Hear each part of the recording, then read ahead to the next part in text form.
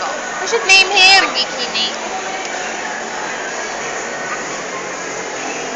I'm so itchy. We finished the ice cream. You're gonna give the cat rabies. My Show everybody your shirt. This cat. When you were young, were you the type of kid that went out on the streets? Not really. What did you do? Well, ang friends ko lang sa amin was like my sisters. We would play outside. Ang tatlo. Always. You didn't have neighbor friends? I had this neighbor friend whom I thought that we'd like be together forever since. When a boy meets girl, you talk sa window, and your father would be like, "What are you doing talking to the neighbor?" What happened? We grew up. And I did not recognize him anymore. You still see each other? Yeah, we bump into each other. We don't converse or anything. Why should I be the one to make the effort? I have a childhood friend also.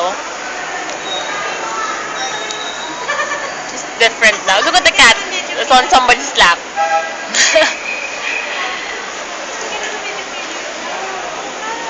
Bite the girl, cat. Bite the girl. Bite the girl, cat. Bite the goddamn girl, cat. It's just malande. The cat is I was saying I had a friend. We still see each other. We don't say hi or anything. It's awkward.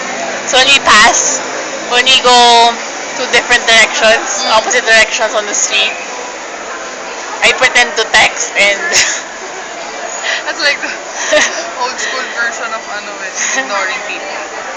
It's sad. Pero, it's sad. Pero I don't have enough patience to go through the fakeness of it all. Yeah. We're so antisocial. We're gonna die without friends.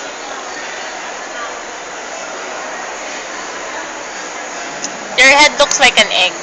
yeah, No? a pretty egg. Eee. I have my day. They said my shirt looked like They said my shirt looked like poop. Oh yeah! Hindi poop. It does look like poop. And then I got offended because it's a spring. It's a goddamn spring. Oh, it's a spring!